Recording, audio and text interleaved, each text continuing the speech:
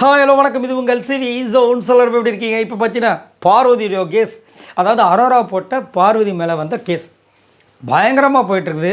இதில் வந்துட்டு உண்மையிலே வக்கீல் யாருன்னு எனக்கு கன்ஃபியூஸ் ஆகிடுச்சு. ஏன்னா குற்றம் சாட்டப்பட்ட நிலையில் இருக்கிற விஜய் பார்வதி தனக்காக வந்து போராடிட்டு இருக்காங்க. கம்மூர் வந்துட்டு மயிலாட் இது வந்துட்டு எனது கட்சிக்காரரை திசை திருப்பதுக்காக அவர் பண்ணுறாராம். அதுக்கப்புறமா வேறு ஏதாவது பேசுங்கப்பா மயிலாட், இன்னும் எவ்வளோ காமெடி பண்ணிகிட்ருக்கீங்க.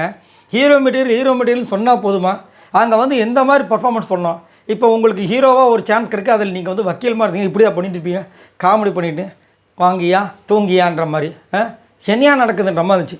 ஆனால் விஜய் பார்வதி வெறியாட்டம் பா, அப்படியே ஒரு கேள்வியும். அதாவது நான் என்ன நினச்சேன்னா, விக்ரமும் அரோராவும் பயங்கரமாக பேசக்கூடிய ஆட்கள், நக்கலை கலாய்க்கக்கூடிய ஆட்கள், அதனால் கண்டிப்பாக வந்து விஜய் பார்வதிக்கு பிரச்சனை கொடுப்பாங்கன்னு நினச்சேன்.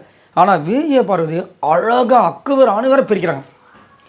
இப்போ இவராலே, அதாவது நடுவு ஒரு பிட்டாக போட்டாங்க பாருங்கள், மனுஷன் மிரண்டுட்டாப்பில்.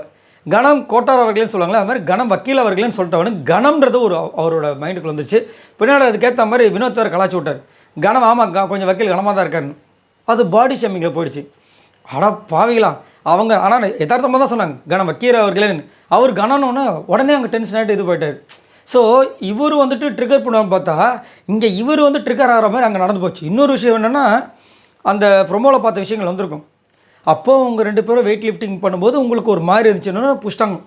அது எப்படி நீங்கள் ஒரு மாதிரி சொல்லுவீங்க? அப்போ நான் என்ன சொல்ல வரேன், என்ன ஃப்ரேம் பண்ண பார்க்குறீங்கன்னு சொன்னோன்னு உதறாரு.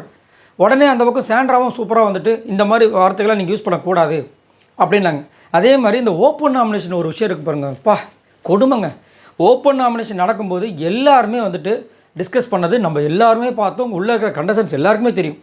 அப்போ அந்த ஓப்பன் நாமினேஷன் விஷயங்களை வந்துட்டு சொல்கிறாங்க, இந்த மாதிரி எல்லாருமே பண்ணாங்கன்னொன்னே இவர் என்ன பண்ணுறாரு, யாருமே இங்கே வரமாட்டாங்கன்றது தெரிஞ்சுக்கிட்டு, ஏன்னா திவ்யா வரமாட்டாங்கன்னு தெரியும்.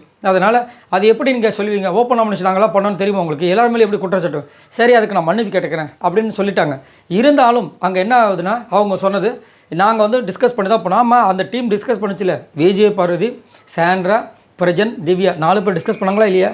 இதை வந்து ஒரு நாள் மட்டும் டிஸ்கஸில் ஒரு வாரமும் டிஸ்கஸ் பண்ணி கனியை போடலாமல், இவங்கள போடலாமா, அவங்கள போடலாமான்னு சொன்னாங்க. இப்போ இந்த விஷயத்தை இப்போ வந்து இன்னமும் திவ்யா வந்துட்டு நான் உள்ளே போய் எதை பண்ணுற பாரு, இதை பண்ணுற பாரு சொல்லிட்டு அங்கே போய் ஆப்போசிட் இவங்களுக்கு வந்து சாதகமாக வந்து ஒரு விஷயத்தை பண்ணியிருப்பாங்க இந்த ப்ரொமோவில். அப்படியே இந்த பக்கம் வந்துட்டு திவ்யா கூட நாங்கள் பேசும்போது கனியை நாமினேட் பண்ணலான்னு சொன்னாங்க, விக்ரம் நாமினேட் பண்ணலான்னு சொன்னாங்க, திவ்யான்னு சொல்லிட்டு இவங்க சொன்னாங்கன்னா எங்கே போய் மூஞ்சி வச்சுப்பாங்க. ஆனால் நம்ம ஆள் பண்ணுறதில்லை. என்னென்னா விஜய் பார்வதி எதையுமே செய்கிறதில்ல. இப்போ விஜய் வந்துட்டு காதல் ட்ரக் நீ வந்து இந்த மதாண்டா பண்ணுற முதல் வந்து ஆதரவு கூட சுற்றினேன். நம்ம இவங்க வத்திக்குச்சு வனிதா கலாச்சாரம் பாருங்க, நீ அந்த கவினை யாரும் சம்திங் கலாய்ப்பாங்க. முதல்ல அவன் ஆதரவை ட்ரை பண்ணேன், இப்போ வந்துட்டு இவங்க வியானா மேலே இது பண்ணிகிட்ருக்கேன்னு சொல்லிட்டு ஒரு வார்த்தை சொல்கிறதுக்கு எவ்வளோ நேரம் ஆகும்? அந்த மாதிரி சீப்பான கேம் இந்த பொண்ணு இது வரைக்கும் பண்ணதே கிடையாது. அடுத்தவங்களை இந்த மாதிரி வந்துட்டு புட் டவுன் பண்ணுறதே கிடையாது. இவங்க வந்துட்டு இதை பண்ணாத காரணத்தினால இஷ்டத்துக்கு பேசுகிறாங்க. ஆனால் வச்சு செஞ்சாங்கப்பா. பேசாமல் இவங்களே வந்துட்டு எனக்கு வக்கீல் வேணாங்க, எனக்கு நானே வக்கீல் அப்படின்னு ஒரு புதுசாக ஒரு முயற்சி எடுத்துருந்தாங்கன்னா செம்ம மாதம் இருந்திருக்கும். ஏன்னா இந்த மாதிரி நடந்திருக்கு. எனக்கு வக்கீல் யாரும் இல்லைங்க, அதனால் நானே நான் வந்து எனக்கு வக்கீலாக இருந்துக்கு நம்ம ஆசைப்பட்றேன், என்னையை நீங்கள் குறுக்கு விசாரணை பண்ண நான் வந்துட்டு வக்கீலாக மாறிக்கிறேன். அந்த மாதிரி ஒரு புதுசாக ஒரு புதுமையான ஒரு விஷயத்தை வந்து கையாண்டிருக்கலாம். பட் இருந்தாலும் நல்லா மாட்டிக்கிட்டார் விக்ரம். மட்டும் இப்படி சிக்கிக்கிட்டாப்புல நகரவே முடியல. ஐயோ என்னையை விடுங்க, தெரியாதனமாக இந்த கேஸில் வந்து மாட்டிக்கிட்டா அப்படின்னு ஏதாவது பாயிண்ட் கிடைக்குமா பார்க்குறாரு. ஏன்னா அவரோட ப்ளஸ் பாயிண்ட் என்னென்னா, சொல்கிற விஷயத்துலேருந்து எடுக்கிறது. சொல்கிறதே பார்த்தீங்கன்னா விஜய் பார்வதி தான், எந்த பாயிண்ட்டும் வரல. ஏன்னா கிளியர் கட்டாக சொல்லிட்டாங்க, வேறு என்ன வரும்? அதேமாதிரி கிளியர் கட்டாக சொல்லிட்டாங்கன்னா அரோராவை நாமினேட் பண்ணுறதுக்கு காரணம் இவங்க பொசசிவ்ன்ற காரணமே கிடையாது. அவங்க வாயாலே சொல்லிட்டாங்க, எனக்கு இதுக்கு மேலே எதுவுமே இந்த வீட்டில் பண்ணுறதுக்கு தெரியல, நான் வீட்டுக்கு போகிறேன்னு சொல்லிட்டாங்க. அப்படி கிளம்புறேன்னு சொல்கிறவங்க நான் நாமினேட் பண்ணுறதுல என்ன தப்பு இருக்குது? அதுக்கப்புறமா இப்போ வந்து கனி கேட்டாங்க, சார் சப்போஸ் நீங்கள் எப்போ சொன்னீங்க, முன்னாடி சொன்னேன், இப்போலாம் நாமினேட் பண்ணுறீங்க, இப்போ நான் நாமினேட் பண்ணுறதில்ல யுவர், ஏன்னா இப்போலாம் அவங்க ஒழுங்காக விளையாட ஆரம்பிச்சிட்டாங்களே. அதுக்கப்புறம் பண்ணுறது. ஆமாம் யுவர், முடிஞ்சு போச்சு. இப்போ அவங்க சொன்ன விஷயங்களுக்கு எதுவுமே இங்கே ப்ரூஃபே இல்லை. பயங்கரமாக இருந்துச்சு. இதை பற்றி உங்களோட கருத்துக்களை சொல்லுங்கள்.